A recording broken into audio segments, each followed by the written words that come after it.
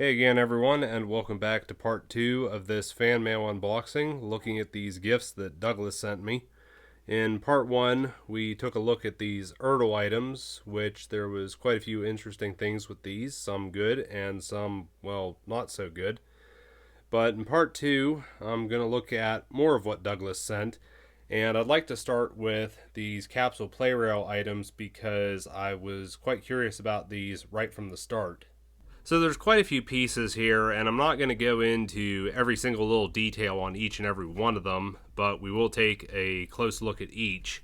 And we'll start with Spencer here, which this is actually a special version of Spencer. It's like a transparent, glittery Spencer. Quite like how this looks, you can see right through it.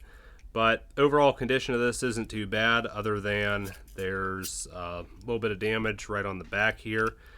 But other than that, nothing else seems to be wrong with this. This is dated 2019. A little hard to see on that transparent plastic. But then there's also this splatter here, which this doesn't have a wind-up mechanism. Some of these Capsule Plarail pieces didn't have that. But overall condition on this isn't too bad either, other than the front coupler's missing. And there is some rust on this, so I'm going to say it might have seen some water. But then there's also this Percy, and this is a special version because it's got this sad looking face on it. Quite like this. Again, one that doesn't have a wind-up mechanism. Front couplers with this, doesn't seem to be any damage, but stickers are a little iffy, I guess. 2018 on this. Then there's this Thomas, which has leaves on top of it, and I'm going to guess this is from Big World, Big Adventures, because it has the CGI face, and I remember there was something in that episode that they used leaves to collect rainwater for Thomas and Nia's tanks. 2019 on this as well. Then got another Thomas, which this one here has a shocked expression on it. It is missing the lamp, but other than that, I don't think there's anything else wrong with this. 2003 on this Thomas. Then we've got a Duncan, which condition on this is actually pretty good, other than a little bit of paint loss. Stickers don't look too bad. I don't know, this might not have had stickers actually. 2005 on this. And then there's Caitlin here, unfortunately without her tender. I'm going to guess that went missing somewhere. But I'm looking at the face here. I don't know if this face has been misprinted or if it's on wrong, but I mean, that definitely doesn't look right in my opinion. Also got Connor, again, no tender with this, and he is dated 2014. Let me just check here. I think Caitlin was the same. Yeah, 2014 on Caitlin as well. Also got a metallic hero, and unfortunately no tender with this either. But other than the missing tender, which, I mean, in my travels I could probably find one for the ones that are missing these. But, yeah, and Hero doesn't look too bad either. But then we've also got two versions here of Skiff, which it's been a while since I've seen Legend of the Lost Treasure. But I want to say this was Skiff's original condition when he first made his appearance. And this would be him after, at the end of Legend of the Lost Treasure. Somebody can correct me on that if I'm wrong. And these are just pull behind. They don't have a wind-up mechanism or anything. Then also got these hill pieces. Now, I think these are supposed to come with a piece of track and a sheep on top, but obviously those are missing. So, nothing there.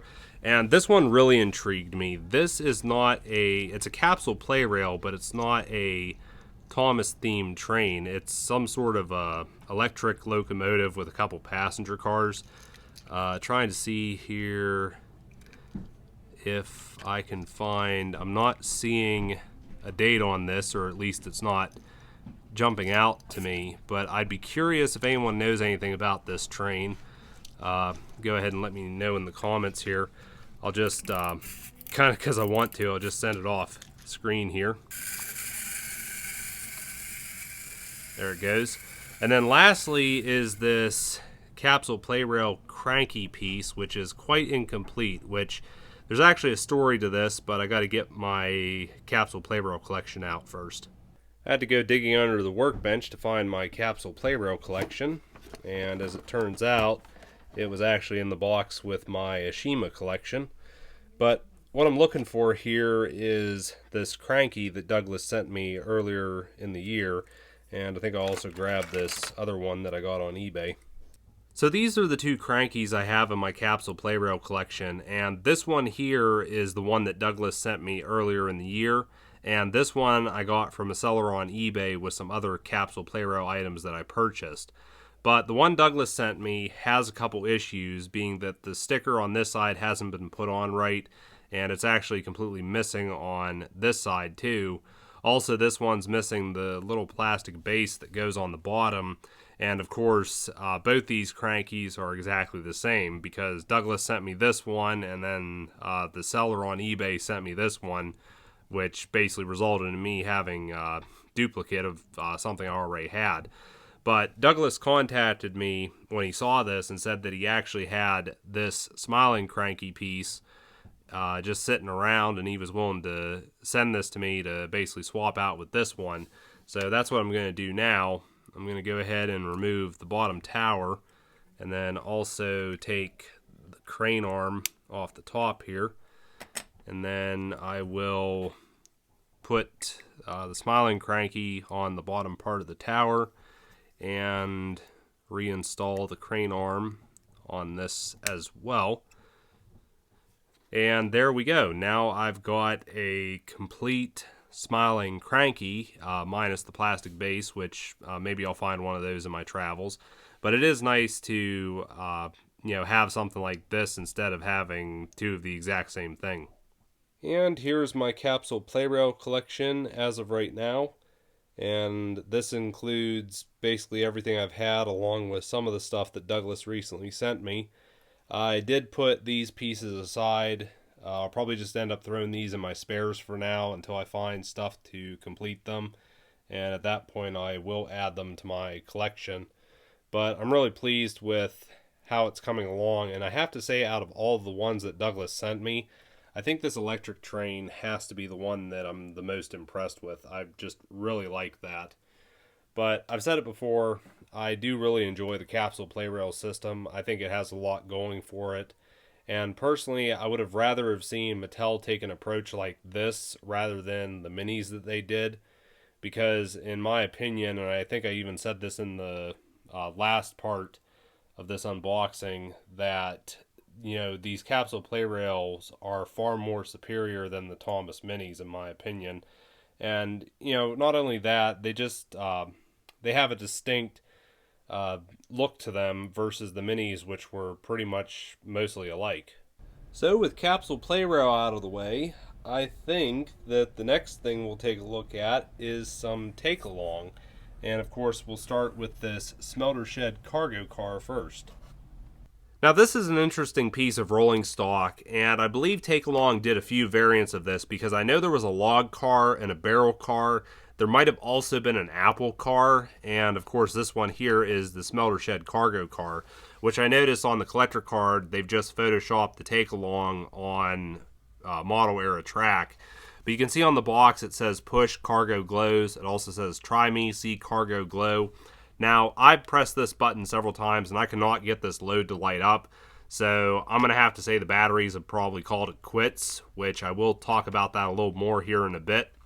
But looking at the Takealong, you can see how it's presented in the packaging, and this is something I really liked with the Takealong packaging, as you can see from both sides, and even the earlier Take and Play packaging did the same thing. On the back of the box, there's some information here. If you want to read any of that, you can pause the video. I am seeing a copyright date of 2006. And looking at this photo here, it's a trip back in time into how good the Takealong system was, because all you had to do was go out and buy a few play sets, and your Takealong layout was basically set for life. A lot different these days, where you have to go out and buy quite a few things just to make even a basic layout. But getting back onto this load though, and the batteries in here, this is a problem I have with toys which come from factory with batteries pre-installed. Because like anything, if you leave it mint in the box, it's obviously going to be worth more if you ever want to on-sell it, basically. However, if you leave it in the box here, over time these batteries are going to deteriorate and they'll start leaking and possibly even ruin the toy inside. So you're kind of between a rock and a hard place in this case. It's like, do you open up the toy and remove the batteries to hopefully keep the thing working in future, or do you leave it in the box to retain the value, but at the same time you know that the batteries could potentially destroy it? It's kind of like regardless what you do, you're going to devalue it either way. And that being said, I'm kind of looking at this here like, do I want to open it or not? And to be honest with you, I think I am going to open this up because these batteries have been in here for almost 20 years now, and I'm almost certain that they probably started leaking. I got a feeling when I open this up, it's not going to be a pretty picture. Okay, I attempted to try and get the Takealong out without destroying the packaging. Unfortunately, I just could not figure out how to get this open without cutting it. But I did get it out. There's the cargo load that's still not working. And I actually did find they included a little book on this as well. But what I'm going to do next is open up the battery compartment on this. I just have a gut feeling that what I find in here is not going to be good at all. Just get this cover off. Alright, there are the batteries. Go ahead and pop them out here. Just trying to pry these out. And alright, there we go. Well, I'm definitely seeing signs on these that they have been leaking. The only question is, has that gone through to the contacts?